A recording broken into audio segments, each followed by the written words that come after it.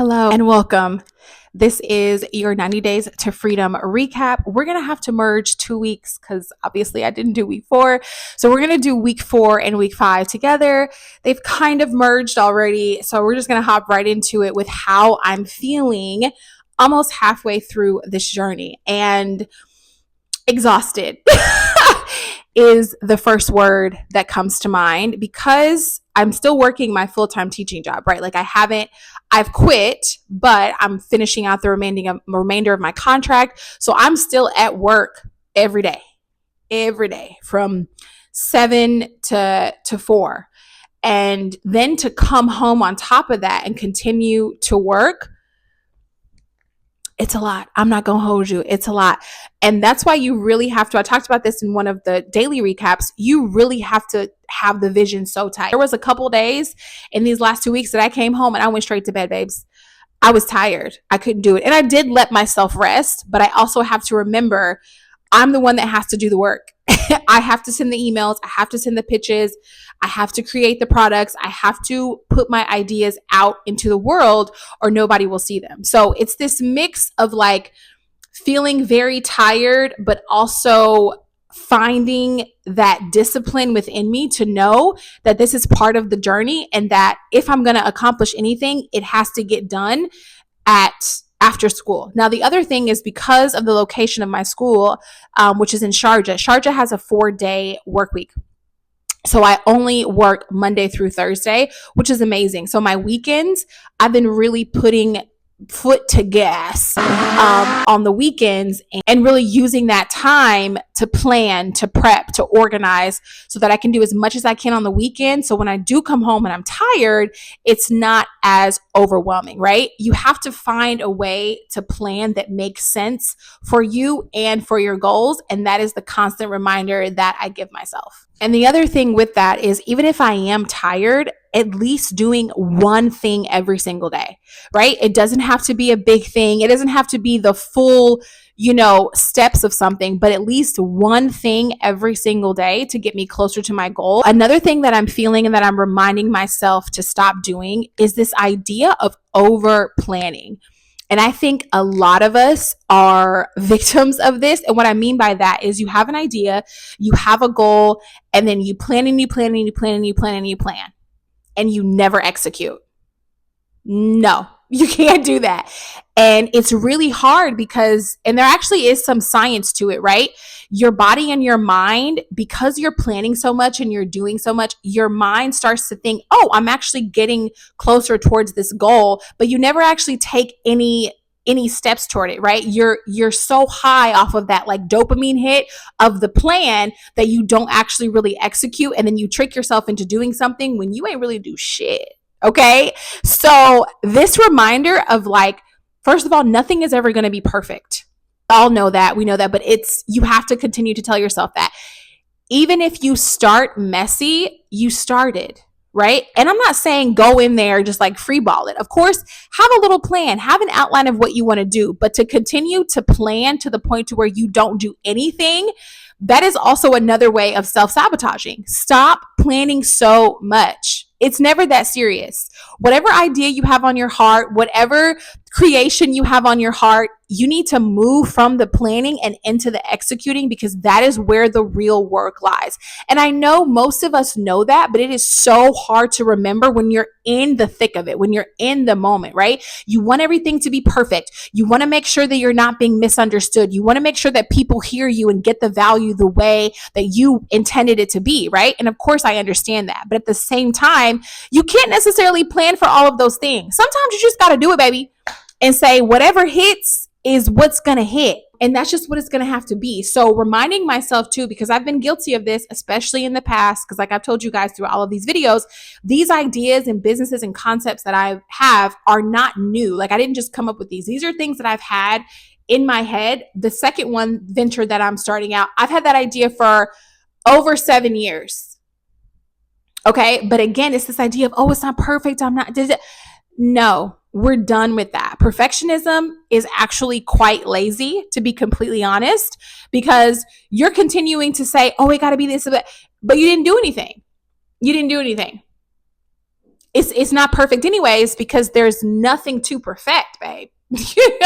Wrap it the hell up. So remembering that you cannot plan your way into execution. You just can't. You actually have to do it. Because a plan with no execution is just a wish, baby. It's just a dream. And we all have those. But what are you going to do with it?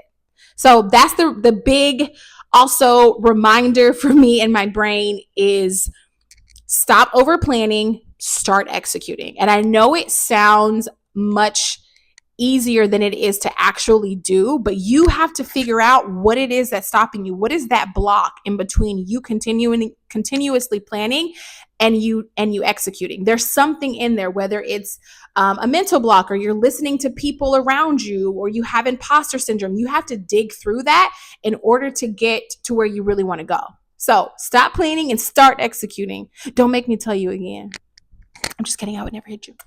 Okay, now let's get into our action steps. So what did we actually do this week that's getting us closer to our goal? What did we do over the last 2 weeks? So I sent out 10 new pitches for the idea that I have. And then I sent about 15 follow-ups because I hadn't heard any responses. I think I said that in the last video. So that was the big action step with that workshop that I want to host. And then again, I've been working on the back end for the digital product ideas that I have, and that takes so much work. But I've created some beautiful digital products that I think will help people, which, guys, I'm not trying to be like vague about it because it's like, oh, but I do just want to keep it close to my heart. You know, when you're building something and it's like, I'm doing the things, but I'm not quite ready to share it yet on that big platform, not because I want to hide it, but because I'm working on it. I'm building it. I don't think you need to necessarily build every single thing out loud with everybody's eyes. But it is working. It is working behind the scenes. So working on those digital products.